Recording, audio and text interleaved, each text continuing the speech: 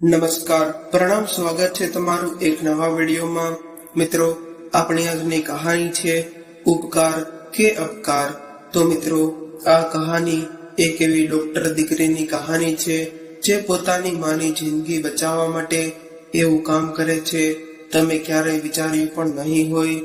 પરંતુ જ્યારે તેને ખબર પડે છે કે અત્યાર સુધી જેને તે પોતાની માં સમજી રહી હતી એ તો કોઈ બીજું જ હતું, પરંતુ તેની અસલી માં કોણ છે તેની ખબર પડી ત્યાં સુધીમાં તો ઘણું મોડું થઈ ગયું હતું અને તેણે પોતાના હાથે જ તેની માં સાથે એવું કામ કર્યું હતું કે જાણીને કોઈ પણના પગ નીચેથી જમીન સરકી જાય।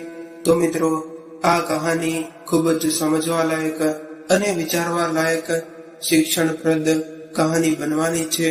તો મારી તમને વિનંતી છે કે થોડો સમય કાઢીને વિડીયોમાં અમારી સાથે અંત સુધી જોડાયેલા રહેજો અને જો કહાની સાંભળ્યા બાદ પસંદ આવે તો વિડીયોને લાઈક કરીને શેર પણ કરજો અને તમે આવી જ નવી માહિતીપ્રદ કહાની સાંભળવા માંગતા હોય તો આ ચેનલને સબસ્ક્રાઇબ જરૂરથી કરી લેજો તથા કોમેન્ટ બોક્સમાં સાચી શ્રદ્ધાથી હર હર મહાદેવ લખી આપણા સૌ પર બની રહે। તો મિત્રો, કહાની શરૂ કરીએ જેથી ભગવાન ભોલેનાથની કૃપા હંમેશા આપણા સૌ પર બની રહે। તો કહાની શરૂ કરીએ એ પહેલા જણાવી દઈએ કે આ કહાની એક કાલ્પનિક કહાની છે। આમાં કોઈ પણ પાત્ર કે નામ કાલ્પનિક છે, પરંતુ આ કહાનીમાંથી દરેક લોકોને ખૂબ જ સરસ બોધપાઠ મળશે। તો તમારો વધુ સમય ન લેતા શરૂ કરીએ આ કહાની। આજે સંવેદના હોસ્પિટલના કોરોના વોર્ડમાં દાખલ થયા રેવાબેનને ખૂબ જ ગભરામણ થતી હતી। તેના પગ ઉપડતા જ ન હતા। મોંઘા દવાખાનામાં દાખલ થવાની ચીજક અને બીજા દ્વારા અપમાનિત થવાનો ભય તેના મનમાં રહીને રેવાબેન દવાખાનાના ચકચિકત ફર્શ પર પહેલી વખત ધીમા પણ મક્કમ ડગલા માંડ્યા હતા। એમને તો અહીં આવવાનું જ નહોતું, પરંતુ પોતાના પતિના આદેશ આગળ તેમનું થોડું પણ કશું ચાલવાનું હતું। ધીમા ડગલે સંકોચાઈને ચાલતા રેવાબેનની નીચી નજર ઢળેલી હોવા છતાં તેમના મનમાં ભાવો વ્યક્ત કરતી હતી। એ ઝૂકેલી પાપણને સહેજ ઊંચી કરીને તીરછી નજરે ગભરાતા આજુબાજુ જોઈ લેતા હતા અને હોસ્પિટલની સાફ સુથરી આછા કથ્થઈ રંગની દિવાલો અને દિવાલને અડીને એકબીજાથી 2 ફૂટના અંતરે રાખેલા એવા સ્વચ્છ બેડ, બધા જ બેડ પર સફેદ ચાદર, સફેદ કલરવાળા ઓશિકા અને બ્લેન્કેટથી સજ્જ બેડની બાજુમાં 2 હૂક હોય એવું એક સ્ટેન્ડ મૂકેલું હતું। કદાચ એમાં જ બોટલ ચડાવતા હશે એવું વિચારતા એ ધીમે પગલે આગળ વધતા હતા। ત્યારે રેવાબેનને આખો વોર્ડ પસાર કરી વોર્ડના અંતે આવેલા એક બેડ પાસે જવાનું હતું। નર્સ એમને એ બેડ દરવાજા પાસેથી જ આંગળીના નિર્દેશથી બતાવીને જતી રહી હતી। ત્યારે ત્યાંથી એ બેડ સુધીનું અંતર કેટલા કાપવું એમને જાણે અંગારા પર ચાલવા જેવું લાગ્યું હતું। બેડ પાસે જઈને એ શૂન્ય મસ્ક ઉભા રહ્યા। આમ તો ધોયેલા કપડાં જ પહેર્યા હોવા છતાં જાણે તેમના જૂના કપડામાં સારા સાબુના અભાવે સ્થાયી થયેલો મેલ સુઘડ બેડની સફેદ ચાદર ગંદી કરી દેવાનો હોય એમ એ ઘડીક પોતાના કપડા તરફ તો ઘડીક બેડ તરફ જોતા ઉભા રહ્યા। ધીમે રહીને તેમણે થોડું નીચે નમી કાળા પડી ગયેલા હાથની ખરબચડી હથેળી સંકોચ સાથે બેડ પર મૂકી અને ચાદર પર ફેરવી। પછી તેના ટેકે થોડા સંકોચ સાથે બેડ પર બેઠા। પછી પોતાની આંખો બંધ કરીને એક ઊંડો શ્વાસ ભરી જ્યારે એને છોડ્યો ત્યારે મોં પર રાખેલા માસ્કે એ ઉચ્છવાસમાં રહેલી ગરમી અને ભાર બંને અનુભવ્યા। એમણે જોયું તો આખા વોર્ડમાં આશરે 20 જેટલા બેડ હતા અને એમાંથી માંડ 2-3 ખાલી હતા. અમુક દર્દીઓને ઊંઘતા જોઈને રેવાબેને વિચાર્યું કે શું આવી જીવલેણ બીમારીમાં પણ ઊંઘ આવતી હશે. હું તો 4 રાતથી એમ માનું કે સૂતી જ નથી, એમાંય કદાચ ઘરે ઊંઘ આવી જાય, પરંતુ દવાખાને તો કેમ નું ચેનથી સૂઈ શકાય હશે. કદાચ આવા ગાદલા પર સુવાની મોટા લોકોને આદત હોય તો ઊંઘ આવી પણ જાય. મને તો હંમેશા ભોંય પર ચટાઈ પાથરીને જ સૂવું જોઈએ, તો શું મને ઊંઘ આવશે? ત્યારે અચાનક રેવા માસી એમ મધુર અવાજ રેવાબેનના કાને અથડાયો અને ત્યારે તેના વિચારોના મોજા વિખરાઈ ગયા. ત્યારે રેવાબેનની સામે પીપી કીટમાં સજ્જ ડોક્ટર સંવેદના ઊભી હતી અને રેવાબેને જેવી એને જોઈ તો તેના મનમાં ઊંડાણ સંકોચ ઊભી પતંગિયા એમ મધુર સ્મિત બનીને ચહેરા ઉપર સ્થિર થઈ ગયા. જવાબમાં ડોક્ટર સંવેદના એ પણ એવું જ મધુર સ્મિત આપ્યું. કેવી વિકટતા છે મિત્રો! મધુર સ્મિતની મધુરતા આજકાલ માત્ર હસતી વખતે આંખોની આજુબાજુની ખેંચાયેલી ચામડી અને ઉપસાયેલા ગાલ પરથી જ માણવી પડે છે. અનોખ જાય તારું કોરોના. ડોક્ટર સંવેદનાએ એના રેવાબેનને ચેક કરવા હાથ આગળ વધાર્યો. રેવાબેન સેકન્ડમાં પણ સમય લીધા વગર બેડમાં અંદરની તરફ ખસ્યા અને આ જોઈને ડોક્ટર સંવેદના અટકી ગઈ અને બોલી કે રેવા માસી, તમે ચિંતા ન કરો, તમને અડકવાથી મને કોરોના નહીં થાય. જુઓ, મેં પીપી કીટ અને હાથમાં મોજા પણ પહેર્યા છે. લાવો હાથ આગળ કરો, મારે બીપી ચેક કરવું છે. કોરોના અડવાથી ફેલાતો હશે એવું વિચારીને રેવાબેન આગા ખસ્યા હોઈ શકે એમ સમજી ડોક્ટર સંવેદનાએ રેવાબેનને વાસ્તવિકતા સમજાવવા કહ્યું. તો પણ ડોક્ટર રેવાબેને સંવેદનાની સામે જોઈ રહ્યા હતા. એને કહેવા છતાં પણ ના તો એ આગળ આવ્યા કે ના તો તેનો હાથ આપ્યો. એટલે ડોક્ટર સંવેદનાએ કહ્યું કે અરે માસી, તો તમને કેવી બીક તો નથી કે ને હું બીજાને અડકીને આવી છું ને તમને અડગીશ તો? ત્યારે રેવાબેનને પોતાનું ડોકું નકારમાં ધૂણાવતા જોઈને ડોક્ટર સંવેદનાએ વાક્ય અધૂરું જ રાખ્યું અને થોડી 1 સેકન્ડ ચૂપ રહ્યા પછી થોડા ખચકાટ સાથે રેવાબેન એકદમ ધીમા અવાજે બોલ્યા કે બેટા, તું મને અડકીશ તો તારો ધર્મ ભ્રષ્ટ થઈ જશે. તું જાણે છે તો કે હું? પછી તેણે પોતાનું ડોકું ફેરવીને આજુબાજુ જોયું કે કોઈ સાંભળતું તો નથી ને, અને પછી તેણે પોતાનું માથું ડોક્ટર સંવેદના તરફ નમાવી વધારે ધીમા અવાજે કહ્યું કે હું નીચી જાતમાંથી આવું છું. કચરાવાળાને ના અડકાય બેન. માસી, અત્યારના સમયમાં આ બધી વાતો હવે કોઈ નથી માનતું. દુનિયા ક્યારની ક્યાં પહોંચી ગઈ છે અને તમે હજી ત્યાંના ત્યાં જ છો.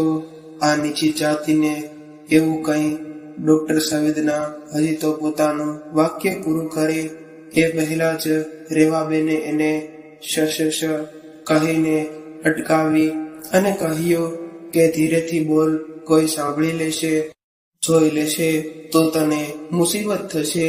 બોલતા બોલતા જ રેવાબેનના ચહેરા પર માયુસી છવાઈ ગઈ.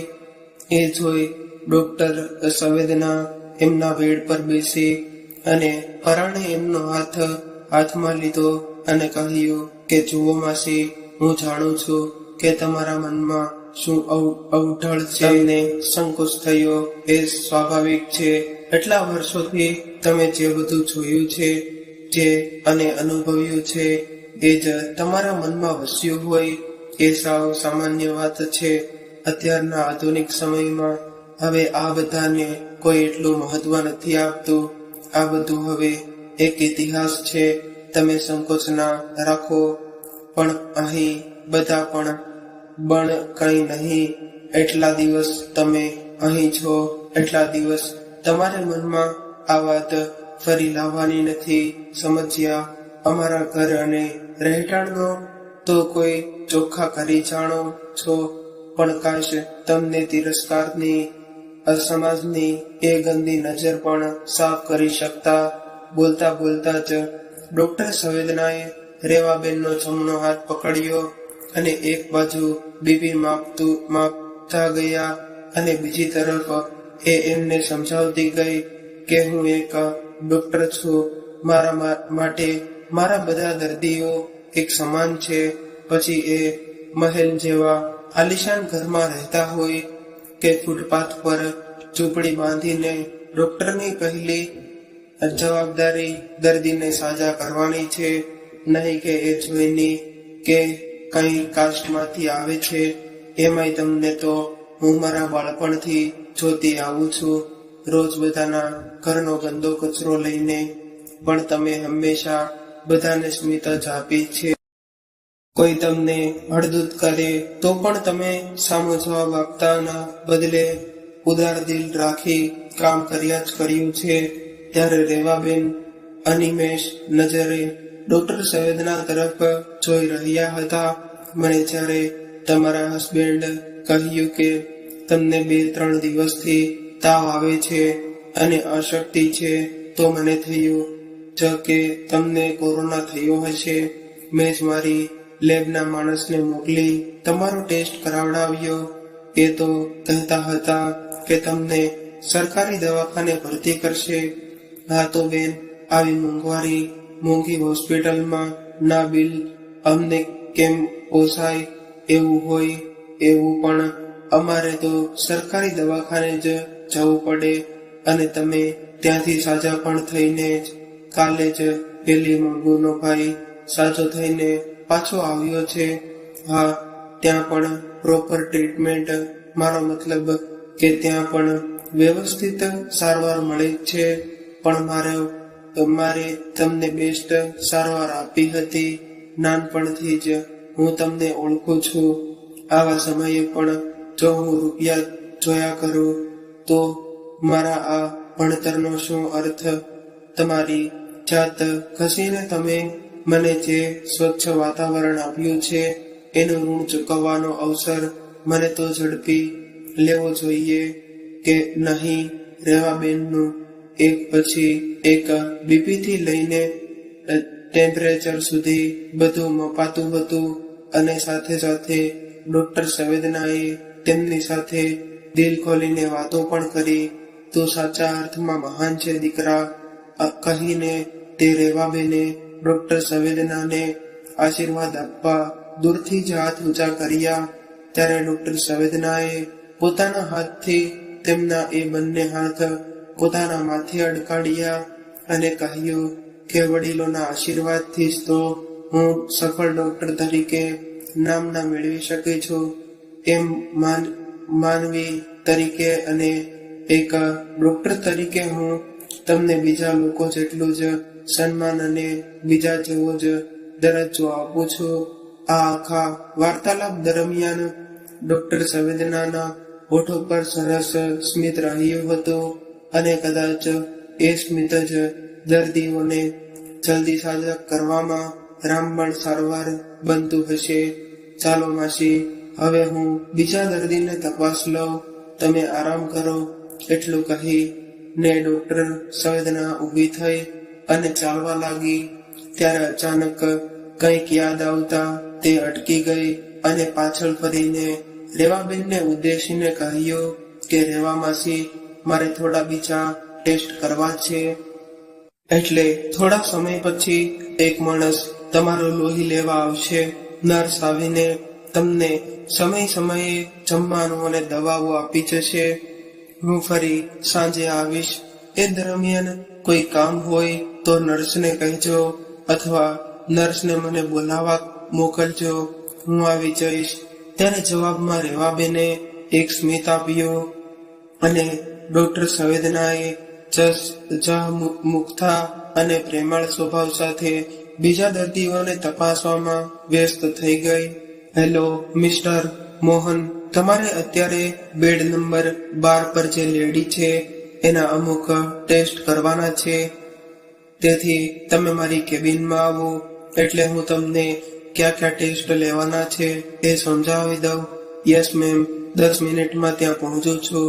ફોનનું રિસીવર મૂકી ડોક્ટર સંવેદના 2 ઘડી ફોનને શૂન્ય મસ્તક થઈને જોઈ રહી કે જાણે કે તે કોઈ ઊંડા વિચારોમાં ગરકાવ થઈ ગઈ ના હોય અને પેથોલોજી લેબના લેબ ટેસ્ટિશિયન મિસ્ટર મોહને કેબિનમાં આવવાની પરવાનગી માંગી ત્યારે છેક ડોક્ટર સંવેદનાના વિચારોની તંદ્રામાંથી બહાર આવી. પછી તે મિસ્ટર મોહને ટેસ્ટ ડિટેક્ટર તરીકે હતી ત્યારે જ તેમની કેબિનમાં સિસ્ટર રોજી પ્રવેશ્યા.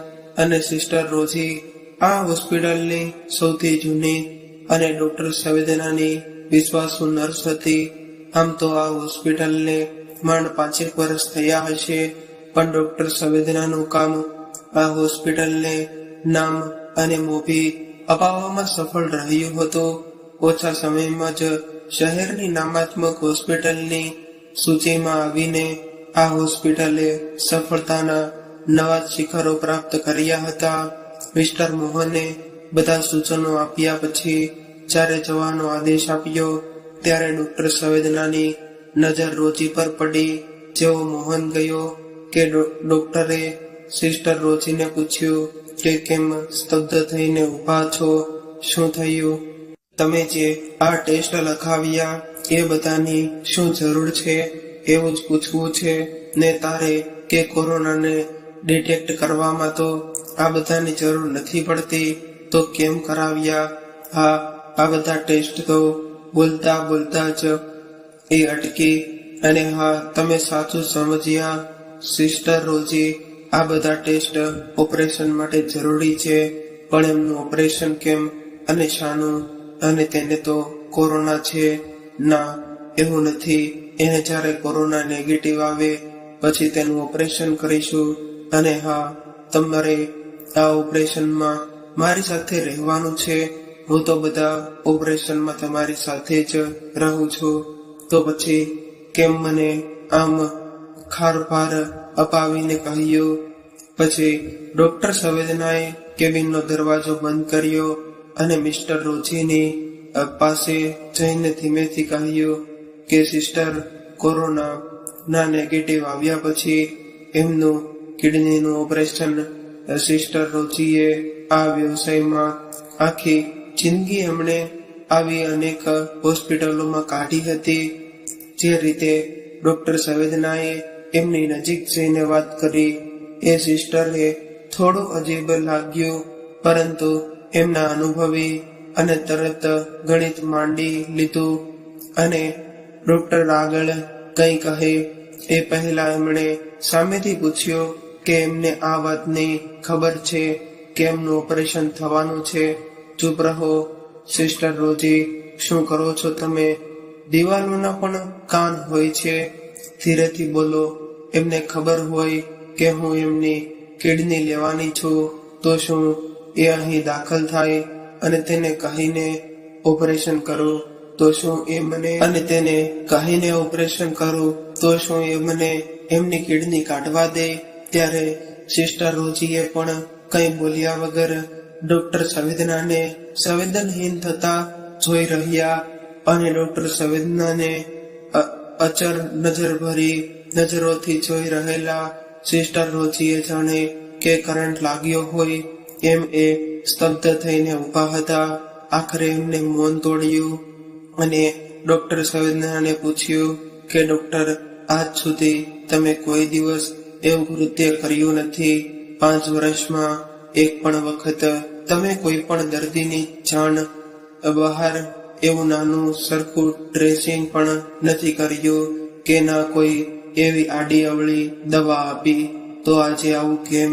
શું જે આજ સુધી નથી થયું એ હવેથી ના થઈ શકે? શું તમને એવું લાગે છે કે હું ડોક્ટરે સાવ ધીમો અવાજ કરીને ઉમેર્યું, અંગોના વ્યાપારમાં જોડાઉં છું. તમે જે રીતે વર્તન કર્યું એ પરથી તો એવું લાગે છે કે સિસ્ટર રોજીએ વાક્ય અધૂરું જ રાખ્યું અને આ આખી વાતમાં તમારે પડવાની કોઈ જરૂર નથી. તમે મને માત્ર એટલું કહો કે કોઈ પણ કારણસર હું એમનું ખાનગીમાં ઓપરેશન કરાવવાની હો તો શું તમે મને સાથ આપશો કે નહીં? જો હું સાથ આપવાની ના પાડું તો સિસ્ટર રોજીએ સામે સવાલ કર્યો. તો સિસ્ટર રોજી, વધારે કશું નહીં, મારી પાસે એ બધા કારનામાઓના સબૂત છે જે તમને મુશ્કેલીઓમાં મૂકી શકે છે. એકાદું નામ મને યાદ છે, જેમ કે ફ્યુઝન મેડિસિન રોચલ્ટ, ધ ઇન્ડિયન મેડમ. એના બદલામાં મને શું મળશે? ડોક્ટર સંવેદનાએ વિચાર્યું નહોતું કે સિસ્ટર રોજી આટલી બધી રકમની વાત કરશે. સાચું કહું તો એણે મનમાં કોઈ રકમ પણ વિચારી ન હતી. એણે બે ઘડી વિચાર કર્યો અને કહ્યું કે મારું કામ પતી જાય એટલે મને જે મળશે એના 20% તમારા, એ પછી આખી વાત અને આપણો વ્યવહાર બધું જ ભૂલી જવાનું. બોલો, મંજૂર છે? જી મેડમ, મંજૂર છે. હવે આ કેસમાં હું તને કહેશો એમ જ કરીશ. પછી ડોક્ટર સંવેદનાએ સિસ્ટર રોજીને આખો પ્લાન સમજાવ્યો. એણે રચાયેલા પ્લાન પ્રમાણે રેવાબેનને કોરોના નેગેટિવ આવે પછી એમનું ઓપરેશન કરી કિડની કાઢી લેવાનું નક્કી થયું હતું. ડોક્ટર સંવેદનાએ સિસ્ટર રોજીને બધું ઝીણવટથી સમજાવ્યું, તેમજ તેમને રેવાબેનની કાળજી રાખવાનું કામ સોંપાયું. સિસ્ટર રોજી દવાઓ લઈને રેવાબેન પાસે ગયા અને રેવાબેનના બેડ પાસે જઈને એ બે ઘડી ઊભા રહ્યા અને રેવાબેન પીપી કિટમાં સજ્જ સિસ્ટરને સ્મિત આપ્યું અને રેવાબેનને સિસ્ટરની માત્ર આંખો જ દેખાતી હતી અને સિસ્ટરની એ જ આંખો રેવાબેનને જોયા કરતી હતી, જાણે કે કશું યાદ કરવાનો પ્રયત્ન ના કરતી હોય. ત્યારે વિચારોમાં ગરકાવ સિસ્ટરે યંત્રવત રેખાબેનને દવાનું આપી. ત્યારે રેખાબેનને એમનો વર્તાવ વિચિત્ર લાગ્યો, પણ તે નજર અંદાજ કરીને દવા લઈ સૂઈ ગયા અને સિસ્ટર રોજી એમની નજર જગ્યા પર ગયા કે જ્યાં પર પહોંચીને પણ એ ખોવાયેલા જ હતા. સિસ્ટર રોજીએ ત્યાં જઈને જોયું તો તે ક્યાંક ખોવાયેલા જ હતા અને તેને જોઈને લાગતું હતું કે એ જાણે કશું યાદ કરવાનો પ્રયત્ન કરી રહ્યા હોય.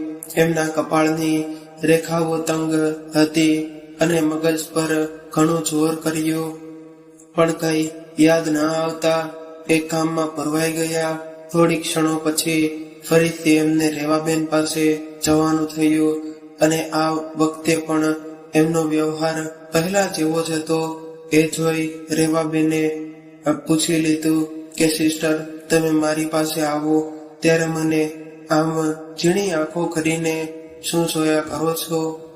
ત્યારે થોડી વાર ચૂપ રહ્યા. પછી સિસ્ટર રોજી બોલ્યા કે ખબર નહીં, પણ મેં તમને કશે જોયા હોય એવું લાગ્યું. ક્યારની યાદ કરવાનો પ્રયત્ન કરું છું પણ યાદ જ નથી આવતું. તો કોઈ બીજા દવાખાને તમે દાખલ થઈ હશો અને મેં તમને ત્યાં જોયા હોય. ના બેન, ભગવાનની દયાથી મારે ક્યારે દવાખાને રહેવાની જરૂર નથી પડી. આ પહેલી વખત જ આવવું પડ્યું અને એ પણ જુઓ તો કેવી હાલતમાં. પછી બંનેમાંથી કોઈ આગળ કંઈ ના બોલ્યા અને સિસ્ટર એમનું કામ પતાવીને જ જતા રહ્યા. સોમાભાઈ, આપણા રેવાબેનની તબિયત દિવસે ને દિવસે બગડતી જાય છે. મારાથી શક્ય બધી જ સારવાર હું કરું છું, પણ તમે જાણો છો કે આ બીમારી કેવી છે. ખેર, આજે અમે એમને આઈસીયુમાં ખસેડીશું. તમે ચિંતા ન કરો, હું એમનું પૂરતું ધ્યાન રાખું છું. પણ બેન, એવું તો બહુ ભાડું થાય, મારી પાસે એટલા રૂપિયા નથી. અને બહુ ભાડું થાય, મારી પાસે એટલા રૂપિયા નથી. અને શું રહેવાની તબિયત એટલી બધી બગડી ગઈ છે? ગરીબ માણસને સૌથી પહેલા પૈસાની જ ચિંતા થાય. તમને તો કહ્યું તો છે કે હું તમારી પાસેથી 1 રૂપિયો પણ લેવાની નથી. કોરોના કાળમાં જ્યાં લોકો કરોડોનું દાન કરે છે, ત્યાં શું હું કોઈ ઓળખતા વ્યક્તિની મફતમાં સારવાર ન કરી શકું? તમે રૂપિયા અને રેવા માસી બંનેની ચિંતા છોડો, મારા પણ ભરોસે રાખો. હું સારવારમાં કોઈ કચાશ નહીં રાખું. ડોક્ટરની દાનતથી અંજાન એવા સોમાભાઈએ ડોક્ટર સંવેદનાનો રેખાનું ધ્યાન રાખવા અને સારવાર આપવા બદલ આભાર વ્યક્ત કર્યો. બીજા થોડા ચિંતા થાય એવા શબ્દો બોલી ડોક્ટર સંવેદનાએ સોમાભાઈને લગાવેલો કોલ કાપ્યો. ખેર, એ જ તો આ બીમારીની માયાજાળ છે. અહીં સઘળું સત્ય માત્ર ડોક્ટર પાસે જ રહે છે. જાગૃત પરિવારજનો એમની સમજદારીથી આ માયાજાળ તોડી શકે છે. પણ સોમાભાઈ અને રેવાબેન જેવા કેટલાય લોકો કે જેમને રોગ અને તેમના નિદાનમાં કશી સમજ ન પડતી હોય, એ લોકો એનો શિકાર બની જાય છે. આવી રીતે દિવસો પસાર થતા ગયા અને રેવાબેનની તબિયત સુધારા પર હોવા છતાં એમને અને એમના પરિવારને બગડતી તબિયતનો અહેવાલ આપવામાં આવ્યો અને રેવાબેનને આઈસીયુમાં દાખલ એટલે કર્યા કે જેથી એમનો કોઈ બીજા દર્દી સાથે સંપર્ક ન થાય અને એમને વાસ્તવિકતાની ગંધ ન આવે. રેવાબેનને શારીરિક રીતે કોઈ લક્ષણો અનુભવતા નહોતા, પણ આ તો માનસિક રમત હતી. સિસ્ટર રોજી અને ડોક્ટર સંવેદનાએ રેવાબેનને કોરોના વિશે કહીને માનસિક રીતે બીમાર કરી દીધા હતા. એ દરમિયાન સિસ્ટર રોજીએ યાદ કરવાના ઘણા પ્રયત્ન કર્યા કે એમણે રેવાબેનને ક્યાં જોયા છે, પણ એ સફળ જ નહોતા થયા. ડોક્ટર સંવેદના સતત રેવાબેનની બગડતી તબિયત વિશે સોમાભાઈને માહિતગાર કરતી રહેતી અને રેવાબેનને ઊંઘની ગોળીઓ આપવામાં આવતી કે જેની અસર હેઠળ એ મોટા ભાગે તંદ્રા અવસ્થામાં જ રહેતા અને તેમના પરિવારને શક ન થાય. એટલે ડોક્ટર સંવેદના રોજ સોમાભાઈ સાથે રેવાબેનની વિડીયો કોલ પર વાત કરાવતી અને માનસિક રીતે બીમાર અને ડોક્ટર સંવેદના પર આંધળો વિશ્વાસ કરનાર રેવાબેન બીમાર જ રહેવા લાગ્યા. અને રેવાબેનના કરાયેલા બીજા બધા ટેસ્ટના પરિણામથી સંતુષ્ટ ડોક્ટર સંવેદના હવે માત્ર એમનો કોરોનાના ટેસ્ટ નેગેટિવ આવે એની રાહ જોઈ રહી હતી. અંતે એ દિવસ પણ આવી ગયો કે જ્યારે ટેસ્ટ નેગેટિવ આવ્યો. આ શબ્દો સાંભળવા રેવાબેન અને એમનો પરિવાર કેટલું આતુરતાથી રાહ જોતું હશે, એની કલ્પના તો કોરોના પીડિત જ કરી શકે છે. ત્યારે પોતાનો સ્વાર્થ સાધવા ડોક્ટર સંવેદનાએ રેવાબેન અને તેમના પરિવારને આ ખુશીથી વંચિત જ રાખ્યા. અને સોમાભાઈ જો રેવાબેન આ 24 કલાક કાઢશે તો એમને સાજા થતા કોઈ રોકી નહીં શકે. આવા 24 કલાક બહુ ભારે છે. હું એમનું જાતે ધ્યાન રાખું છું, પણ બસ ભગવાનને પ્રાર્થના કરો કે એ જીવન માટે લડી લે અને ઊભા રહો. હું વિડીયો કોલ કરું છું, કદાચ તમે વાત કરો તો એમને સારું લાગે અને મનમાં કોઈ આશા પણ જન્મે. એટલું કહીને ડોક્ટર સંવેદનાએ બેભાન થવાના ઇન્જેક્શનના લીધે અર્ધ બેભાન એવા રેવાબેન સાથે સોમાભાઈની વાતો કરાવી અને મેડમ, અમે તો પ્રાર્થના કરીએ છીએ કે અમારા માટે તો તમે જ ભગવાન છો. 1 પણ રૂપિયો લીધા વગર એટલા મહિના તમે એમને તમારા દવાખાને રાખ્યા અને હું તમારો થોડો પાડ માનો અને એટલો ઓછો છે, સોમાભાઈએ ગદગદિત સ્વરે કહ્યું. એટલી વાર કહ્યું કે 2 રૂપિયાની વાત નહીં કરવાની, બસ તમે પ્રાર્થના કરો. એટલું કહીને ડોક્ટર સંવેદનાએ ફોન કાપી નાખ્યો. ત્યારે ડોક્ટર સંવેદનાને આ દિવસ માટે 1 મહિનાની રાહ જોવી પડી હતી. જેવી કિડની લેવાની હોય એનો કોરોના નેગેટિવનો રિપોર્ટ આવ્યા પછી 14 થી 30 દિવસ રાહ જોવી પડે છે. એ પછી જ એમના ફાઇનલ ટેસ્ટ થાય છે. જો એ ટેસ્ટમાં કોઈ પણ પ્રકારનો ચેપ ન દેખાય તો જ કિડનીનું ઓપરેશન થાય. ડોક્ટર સંવેદનાએ એ રાહ પણ જોઈ લીધી હતી અને ટેસ્ટના પરિણામ પર સારા આવ્યા હતા. છેવટે રેવાબેનના ઓપરેશનનો દિવસ આવી ગયો. સંવેદના હોસ્પિટલના જ એક સેઝિટાઇઝ અને આઇસોલેટેડ કરેલા રૂમમાં એક નર્સ કોઈ જાજરતામાન સ્ત્રીને ઓપરેશન માટે તૈયાર કરતી હતી. રેવાબેનના ઓપરેશનનો સમય થઈ ગયો અને ઓપરેશન દરમિયાન પણ સિસ્ટર રોજીનો રેવાબેનની ઓળખાણ કરવાનો પ્રયત્ન ચાલુ હતો. ત્યારે ડોક્ટર સંવેદનાએ તેમનું સફળતાપૂર્વક ઓપરેશન કરી રેવાબેનની કિડની કાઢી લીધી અને ઓપરેશન પત્યા પછી સિસ્ટર રોજીને બેભાન રેવાબેન સાથે સ્પેશિયલ રૂમમાં મોકલવામાં આવ્યા. તેમજ પેલી જાજરમાન સ્ત્રીને ઓપરેશન થિયેટરમાં લાવવામાં આવી અને કલાકોના અંતે સફળતાપૂર્વક રેવાબેનની કિડનીને નવું સરનામું મળી ગયું અને ડોક્ટર સંવેદનાના ચહેરા પર જે ખુશી હતી એ અવર્ણનીય હતી. એ જ સમયે રેવાબેનનું બધું કામ પતાવીને સિસ્ટર રોજી ઓપરેશન થિયેટરમાં પાછા આવ્યા. એ સ્ત્રીને સેનિટાઈઝ કરવાનું કામ સિસ્ટર રોજીને આપી અને ડોક્ટર સંવેદના પોતાના હાથ ધોવા જતા રહ્યા હતા કે એમને સિસ્ટર રોજીના હાથમાંથી પડેલા સાધનોનો અવાજ સંભળાયો.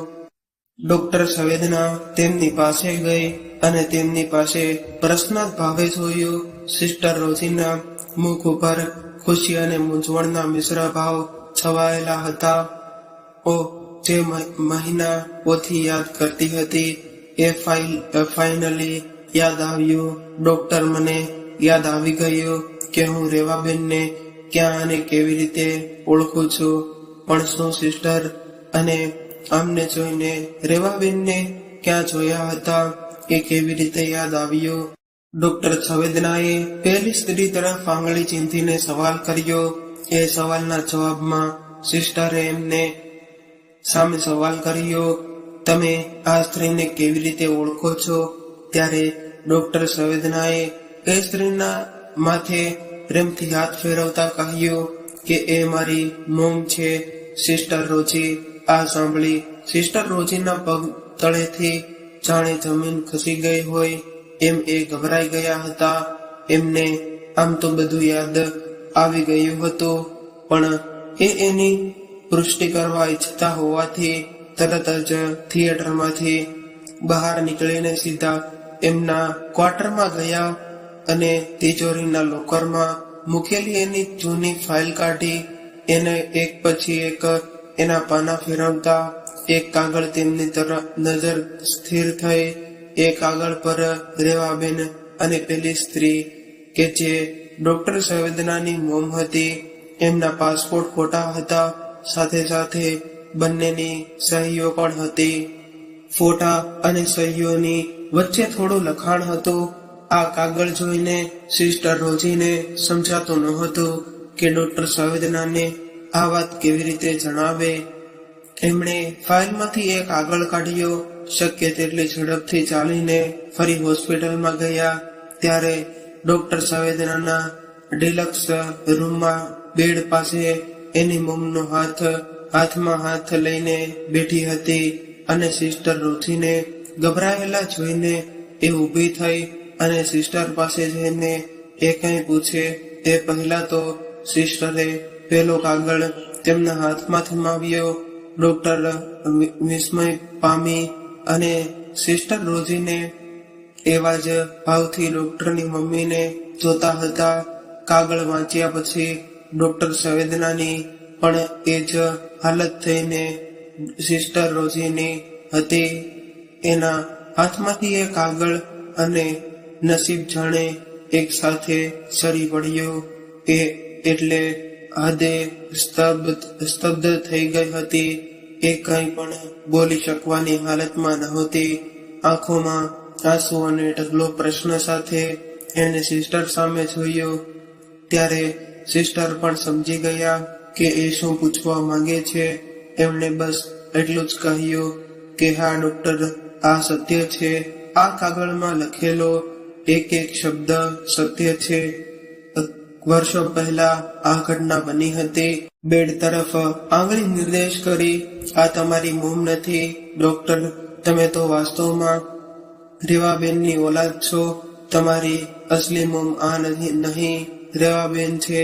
એટલું સાંભળતા જ ડોક્ટર સંવેદના તૂટી ગઈ અને થોડા સમય પહેલા ખુશ થઈને મક્કમ ઉભેલી એક દીકરી પળવારમાં તૂટીને નીચે બેસી ગઈ.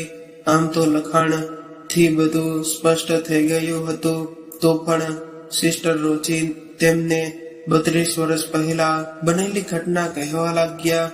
મને તારીખ કે દિવસ તો યાદ નથી, પણ હા, એ દિવસ મારી જિંદગીમાં સોનાની સવાર લઈને આવ્યો હતો. હું એ સમયે સરકારી દવાખાનામાં નોકરી કરતી હતી. મારી રાત પાળી પતાવીને હું મારો સામાન ભેગો કરી દવાખાનામાંથી બહાર નીકળી ત્યારે તમારા ડેડી સાથે અથડાઈ અને મને એ કોઈ મૂંઝવણમાં દેખાયા. એક નર્સ તરીકે મને લાગ્યું કે તેમની તબિયત સારી નથી. મેં તેમને બાકડે બેસાડ્યા અને પાણી આપ્યું. મારી ડ્યુટી પૂરી થઈ ગઈ હોવા છતાં હું બીપીનું મશીન લઈ આવી અને એમને તપાસ્યા. ત્યારે એમનું બીપી લો થઈ ગયું હતું. ત્યારે મેં એમને પ્રાથમિક સારવાર આપી અને થોડા સમયે તેમની તબિયત સુધરી હોવા છતાં મને એ અસ્વસ્થ લાગ્યા. ઘણી વખત બનતું હોય છે કે આપણે કોઈ અજાણ્યાને દિલની બધી વાત કહી હળવા થઈ જતા હોઈએ છીએ. એવું જ કંઈક એ દિવસે મારી સાથે થયું હતું. તમારા ડેડી ખબર નહીં કેમ પણ મારી આગળ ઢળી પડ્યા. એમણે મને બધી વાત કરી કે ડોક્ટર, એ દિવસે તમારી મમ્મીની ડિલિવરી થઈ હતી અને તમારા મમ્મીને મૃત બાળકી જન્મી હતી એક જ સરકારી હોસ્પિટલમાં. એ સમયે કદાચ તમારી પાસે એટલા રૂપિયા નહીં હોય. એ પછી મારું નસીબ જોર કરતું હશે કે તમારી મમ્મ સરકારી હોસ્પિટલમાં હતા અને તમારી મમ્મની માનસિક હાલત ખૂબ જ ખરાબ હતી. એટલે કોઈ પણ પ્રકારનો આઘાત જીવલેણ બની શકે એમ હતો, કારણ કે લગ્નના ઘણા વર્ષે એ માં બન્યા હતા અને કમનસીબે મૃત બાળકને જન્મ આપ્યો હતો. તમારા દાદીનો ક્યારેય બાળકની ચાહમાં તમારા ડેડીના બીજા લગ્ન કરાવવાની ઉતાવળ કરતા હતા. એમાં તમારી મમ્મે મારા સારા સમાચાર આપી એમ્યુનિમસમાં કાયમ માટે દૂર કરી હતી. અને એવામાં જો આ વાત તમારી દાદી જાણી જાત તો ખેર. તમારા દાદી દવાખાને આવે એ પહેલા આ પરિસ્થિતિમાંથી બહાર આવવાનો કોઈ કાયમી રસ્તો શોધવાનો હતો. એ ચિંતામાં જ તમારા ડેડીને બીપી લો થઈ ગયું હતું. એ મને પોતાની પરિસ્થિતિ સમજાવતા જ હતા કે ત્યાં અચાનક રેવાબેનને લઈ તેમના પતિ દવાખાનામાં દાખલ થયા અને રેવાબેનને લેબર પેઇન થતું હતું. એ જોતા જ હું દોડી અને એમને ડિલિવરી માટે લઈ ગઈ. હું ત્યાં હાજર હતી ત્યારે એમણે મને તમને જન્મ આપ્યો હતો અને ડોક્ટર, મારા આ હાથોમાં જ તમે સૌથી પહેલા શ્વાસ લીધો હતો. દીકરી થઈ છે જાણીને રેવાબેનનું મોં પડી ગયું. એમને પહેલા જ 3 દીકરીઓ હતી અને હવે ચોથી પણ દીકરી અવતરી એ જાણીને એ પોતાના નસીબને કોસવા લાગ્યા. અને દીકરીની ઈચ્છા તો એ માસૂમ બાળકીને અન્યાય કરતી હતી, પણ ઈશ્વરની આગળ કોણ ચાલ્યું છે? વિધાતાનો એ ઈશારો હશે કે મારી બુદ્ધિ? એ જ ક્ષણે મને મનમાં એક વિચાર આવ્યો કે મેં રેવાબેનને તમારા ડેડીની વાત કરી, અને રેવાબેન એક વધુ બાળકી સાંભળી શકે એમ નહોતા, અને તમારી માં વગર બાળક વગર એ એમને સમજાવ્યું કે એ તમારી સારી પરવરિશ તો નહીં કરી શકે, તેમજ આગળ જતા તેમની જેમ તમારે પણ ઘરોના કચરા સાફ કરવા પડશે. એના કરતા ત્યાં જશે તો એનું જીવન સુધરી જશે. ત્યારે મારી કહેલી બધી જ વાત તેમના મગજમાં બેસી ગઈ, અને એક સમયે પતિને જણાવ્યા વગર એમણે તમને તમારી આ મોમને આપવાનું નક્કી કર્યું. પછી તો શું હતું, મેં ફટાફટ આ વાત તમારા ડેડીને સમજાવી, અને પહેલા એ એક નીચી જાતની બાળકીને અપનાવવા તૈયાર ન થયા. એ સમયે જ એવો હતો કે ત્યારે આ બધું ઘણું બધું મહત્વ ધરાવતું હતું. એમના મનમાં વિચારોનું યુદ્ધ ચાલ્યું. એમની પાછે નિર્ણય લેવાનો સમય પણ ઘણો ઓછો હતો. તમારા દાદી કોઈ પણ સમયે આવી પહોંચે એમ હતા. રેવાબેનના પતિ બહાર નીકળતી લગભગ બધી નર્સને વારંવાર દીકરો આવ્યો કે દીકરી એવું પૂછતા હતા, અને એમને પણ જવાબ આપવાનો હતો. સમય ઓછો હતો અને નિર્ણય વિકટ હતો. અંતે નેક હૃદયના તમારા પિતાએ તમને અપનાવી લેવાનો નિર્ણય કર્યો. કોઈને ખબર પડ્યા વગર અમે તમને તમારી આ મોમના ખોળામાં મૂકી દીધા. બધું સમયસર થઈ ગયું. તમારા દાદી આવ્યા અને તમને જોઈને તો એ રાજીના રેડ થઈ ગયા. મને 100 રૂપિયાની નોટ પણ હાથમાં પકડાવી હતી, અને બીજી બાજુ રેવાબેનના પતિને મૃત બાળક જન્મ્યું હોવાનું કહેવામાં આવ્યું, અને બધું પળવારમાં એવું ગોઠવાઈ ગયું કે બધાની સમસ્યા દૂર થઈ ગઈ. અને સરકારી દવાખાનું હોવાથી એ સમયે હું આ સરળતાથી કરી શકી હતી. ત્યારે હું ના તો રેવાબેનને ઓળખાતી હતી કે ના તમારા પિતાને. એટલે મેં મારી સલામતી માટે આ અદલા બદલીનું લેખન કરાર કરાવવાનું નક્કી કર્યું, અને તમારા પિતાને વાત કરી. એમણે પણ મને પૂરો સહકાર આપ્યો, અને દવાખાનાનું કોઈ ફોર્મ છે એવું કહી એમણે તમારી મા પાસે આ કાગળ પર સહી કરાવી લીધી. અને રેવાબેન તો આ બધું જાણતા જ હતા.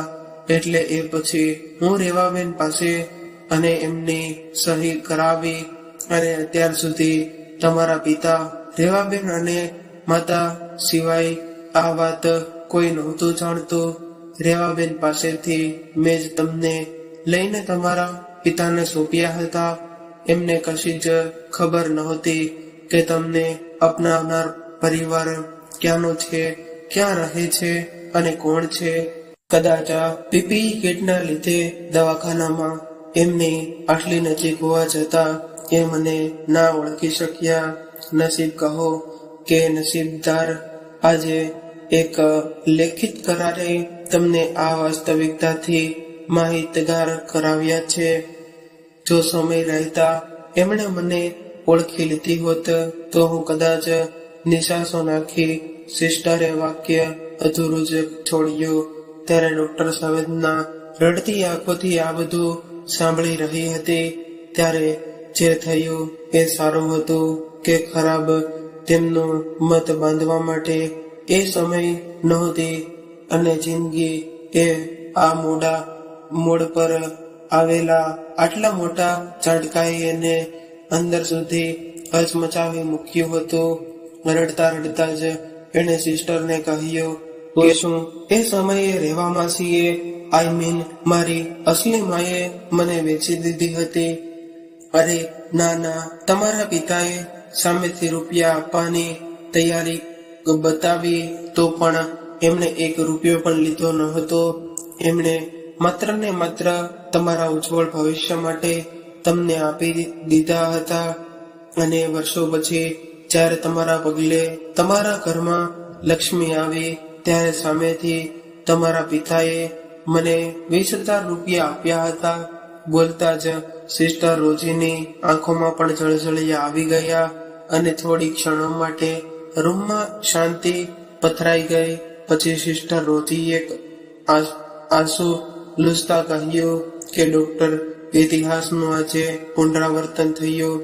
ફરી આજે એ જ માએ તમારી માની જિંદગી બચાવી. અને સિસ્ટર રોજી વાક્ય પૂરું કરે એ પહેલા જાણે અચાનક કશું યાદ આવ્યું હોય એમ ડોક્ટર સવેદના રૂમમાંથી બહાર તરફ ભાગી અને ભાગતા ભાગતા જ એણે કોઈને ફોન લગાવ્યો. સામેથી કોઈ ફોન ઉપાડતા જ નહોતા. તેમ છતાં એ વારંવાર એમનો એક જ નંબર લગાવી દોડતી હતી અને એમની દોડ પેલા રૂમ આગળ આવીને પૂરી થઈ કે જ્યાં ઓપરેશન પછી રેવાબેનને રાખવામાં આવ્યા હતા. એણે રૂમનો દરવાજો ખોલ્યો. પોતાનો ઇતિહાસ જાણવામાં એ રેવાબેનને વિસરી ગઈ હતી. એને ધ્યાન જ ન રહ્યું કે સૌથી પહેલા તો રેવાબેનના રૂમમાં જવું જોઈએ.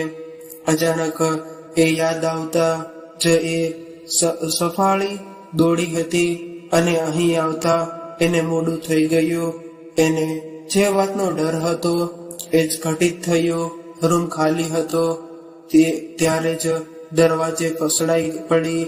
એને અચાનક આમ દોડતા જોઈને સિસ્ટર રોજી પણ એની પાછળ ત્યાં આવ્યા હતા અને ઉંમરના લીધે એમને ત્યાં આવતા સમય લાગ્યો.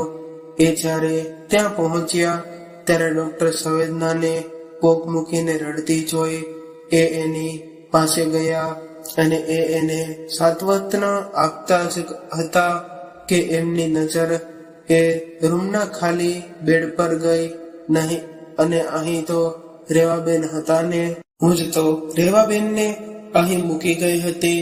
ડોક્ટર, રેવાબેન ક્યાં ગયા?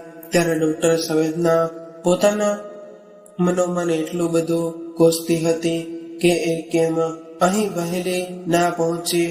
જો આવી હોત તો રેવાબેનને કહી શકત કે એમની દીકરી છે. એનું હૃદય રડતું હતું. એનો આત્મા વિચલિત હતો.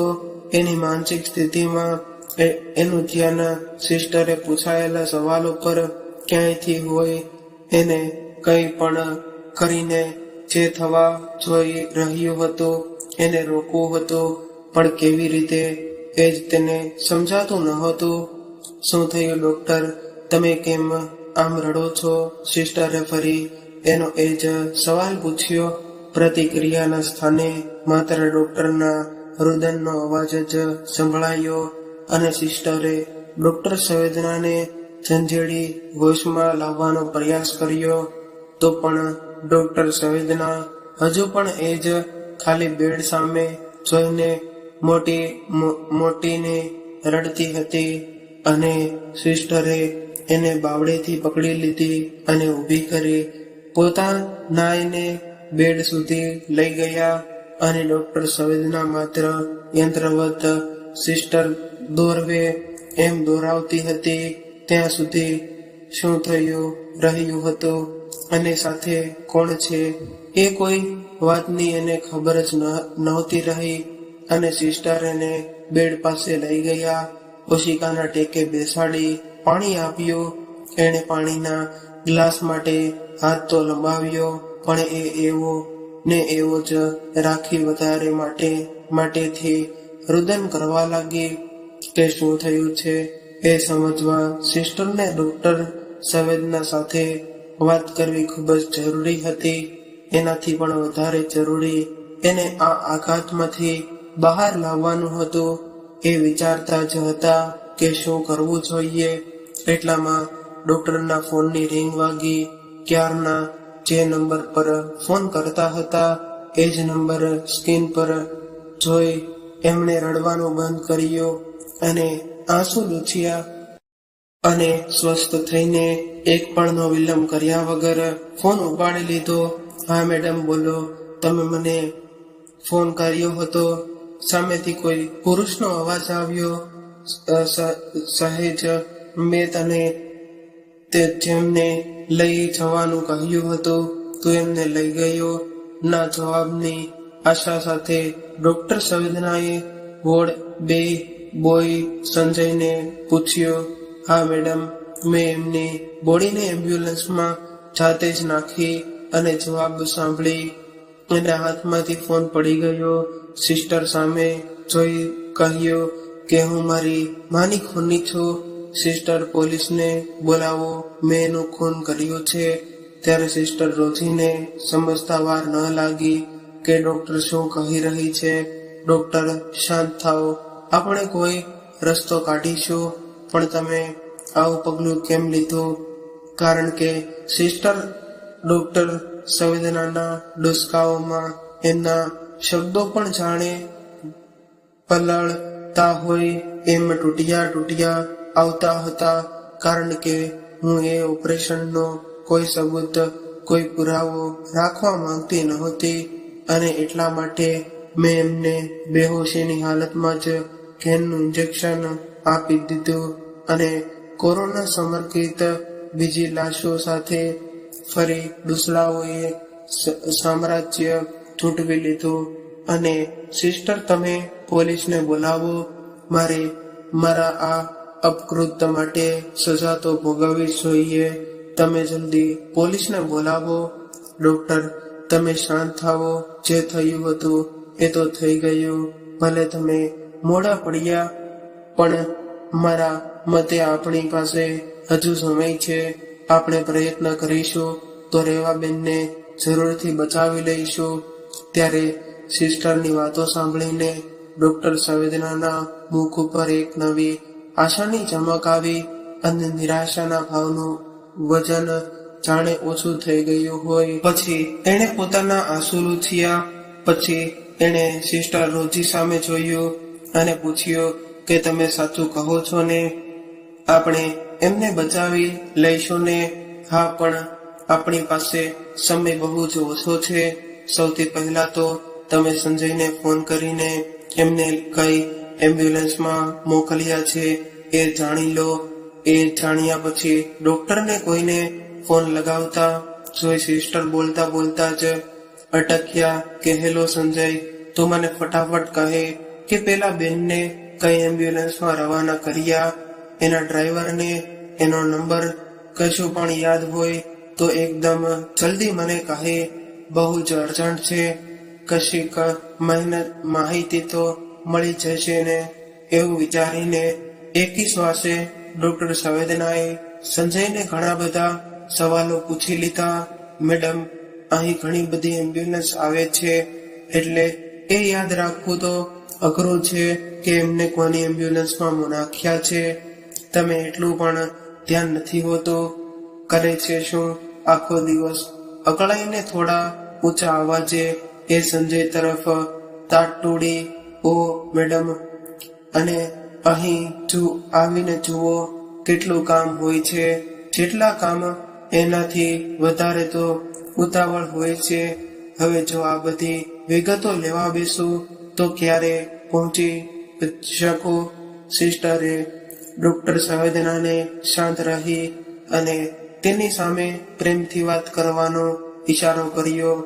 ત્યારે ડોક્ટર સંવેદનાને પણ ધ્યાન ગયું કે સંજય સિવાય કોઈની પાસેથી કોઈ માહિતી મળી શકે ન હતી અને જો મારે તેમને બચાવવા હોય તો પ્રેમથી જ વાત કરવી પડશે. સોરી સંજય, પ્લીઝ તું યાદ કરવાનો પ્રયત્ન તો કર. કંઈક એવું હોય જેનાથી એમ્બ્યુલન્સ વિશે જાણકારી મળી શકે, કોઈ નિશાની, કોઈ નામ, કશું પણ. પ્લીઝ સંજય, કોઈના જીવન મરણનો સવાલ છે. થોડી મહેનત કર અને યાદ કર. સોરી મેડમ, મને યાદ નથી આવતું.